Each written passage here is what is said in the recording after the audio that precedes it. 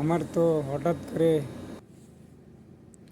আমার তো মরণের কথা স্মরণ হয়ে গেছে। জুমার জামু আমার তো মরণ তো অনিবার্য হয়ে গেছে। হায় রে মরণ! দুনিয়াতে বাঁচার জন্য মানুষ কত কিছুই না করে। একজনকে কাজে নিয়ে তার মাথা পিচ্ছা খেলায়, আবার তার বেতন খেলায়। এই 40, 50, 60 বছরকার লিগা দুনিয়াতে আইসা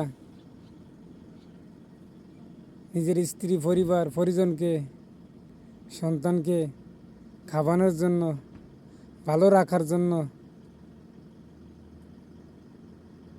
কাপড় চোপড় কিনা দেওয়ার জন্য, বাড়ি গাড়ি করার জন্য মানুষ একজনের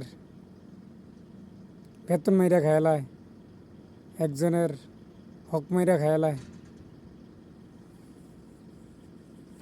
আর এই 60, 70 বছরকার পরেতে আপনারা আমার যে মরণ হবে,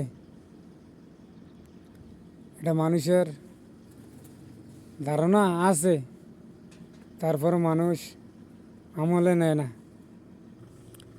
এর জন্য একজনকে ঠকানোর জন্য কত কত মহিমা না করে, কত মিশা কথা না কয়। একজনের পিছে আরেকজনকে তার কোম্পানির কাছে ভালো হওয়ার জন্য আরেকজনের নামে গীবত গায়, আরেকজনের নামে বদনাম গায়। কয় এই লোকটা, কিন্তু এই লোক ভালো। সে গিয়া বলে তোর এই লোকটা ভালো না, এই লোকটা এরকম এরকম কাজ করে।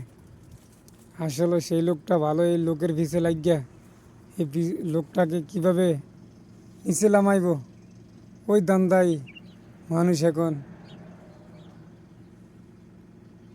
গীবত গাইতে আছে। সে ভালো থাকার জন্য আরেকজনের নামে বদনাম গায়।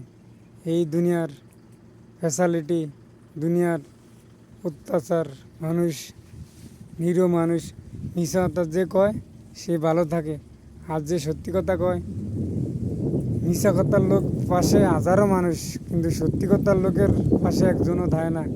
সে নিজেই লাশ পর্যন্ত টিকা থাকতে পারে না এদের কাছ থেকে।